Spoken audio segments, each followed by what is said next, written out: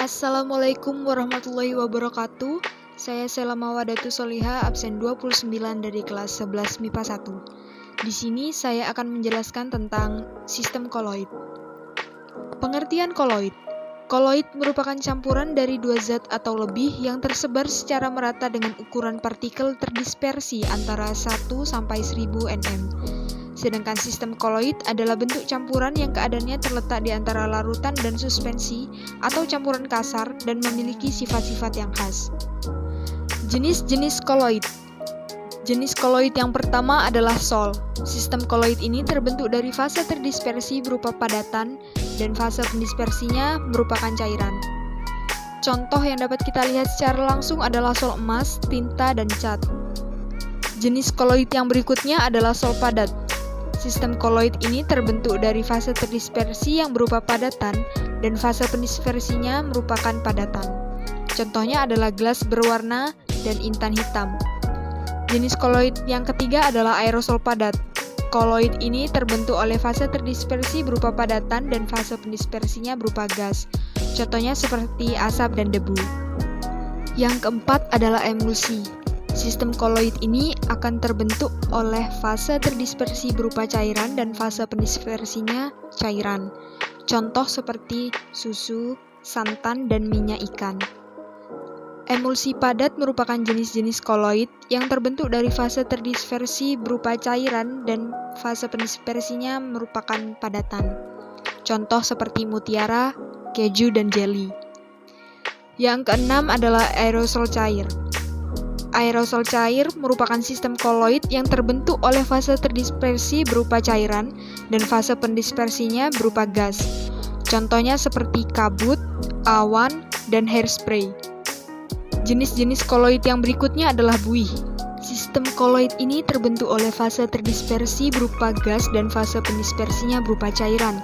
Contoh seperti buih sabun dan krim kocok. Jenis-jenis koloid yang terakhir adalah buih padat. Sistem koloid ini terbentuk oleh fase terdispersi berupa gas dan fase pendispersinya berupa padatan. Contoh seperti karet busa dan batu apung. Selanjutnya kita akan mengetahui sifat-sifat koloid. Yang pertama adalah efek Tyndall. Efek Tyndall adalah cahaya yang berhamburan oleh partikel koloid, di mana partikel larutan berukuran lebih kecil daripada partikel koloid. Oleh karena itu, berkas cahaya dapat dihamburkan. Yang kedua adalah gerak Brown. Gerak Brown adalah gerak acak dari partikel koloid yang bisa dilihat hanya lewat mikroskop ultra. Pergerakan acak tersebut disebabkan adanya tumbukan. Yang ketiga adalah absorpsi. Absorpsi adalah proses penyerapan atau tepatnya penyerapan ion oleh partikel koloid karena ukuran luas partikel koloid yang cukup besar. Dengan begitu, ion dapat menempel di permukaannya, baik ion positif maupun negatif.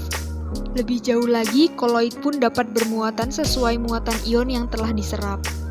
Yang keempat adalah koagulasi. Koagulasi koloid merupakan penggumpalan partikel koloid karena koloid mengandung muatan yang dinetralkan. Pada koloid bermuatan sejenis, koloid tidak akan menggumpal karena ion saling tolak-menolak. Sedangkan koloid yang muatannya telah dinetralkan tidak lagi tolak-menolak sehingga koloid bisa berkelompok atau menyatu. Yang kelima adalah dialisis. Dialisis adalah pemurnian koloid agar bebas dari ion-ion pengganggu. Contoh pengaplikasiannya adalah proses cuci darah alias hemodialisis. Yang terakhir adalah elektroforesis. Elektroforesis adalah pergerakan partikel koloid di dalam medan listrik karena adanya muatan yang terkandung di dalam partikel koloid tersebut. Kutub negatifnya disebut katoda, sementara kutub positifnya disebut anoda. Sekarang kita akan melakukan percobaan membuat koloid sederhana. Di sini kita akan membuat koloid sederhana yaitu agar-agar. Alat dan bahannya yaitu panci, 1 saset agar-agar instan, gula, air, dan cetakan agar-agar. Pertama-tama, tuangkan sebungkus agar-agar ke dalam 900 ml air.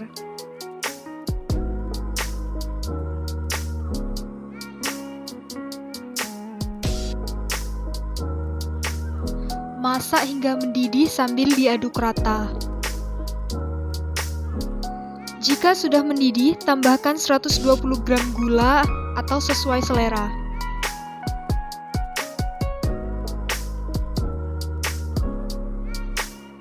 Masak hingga gula larut dan mendidih.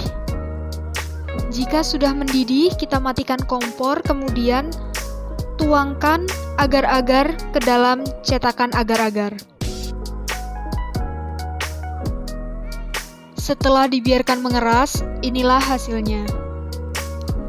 Kesimpulannya adalah, dari percobaan tersebut dapat dipastikan bahwa agar-agar merupakan koloid. Agar-agar termasuk ke dalam jenis koloid yang merupakan koloid jenis emulsi padat. Fase terdispersinya adalah cair, sedangkan fase terdispersinya adalah padat. Agar-agar dibuat dengan cara kondensasi dan termasuk ke dalam produk koloid yang bernutrisi dan mudah dibuat. Terima kasih atas perhatiannya. Semoga bermanfaat. Wassalamualaikum warahmatullahi wabarakatuh.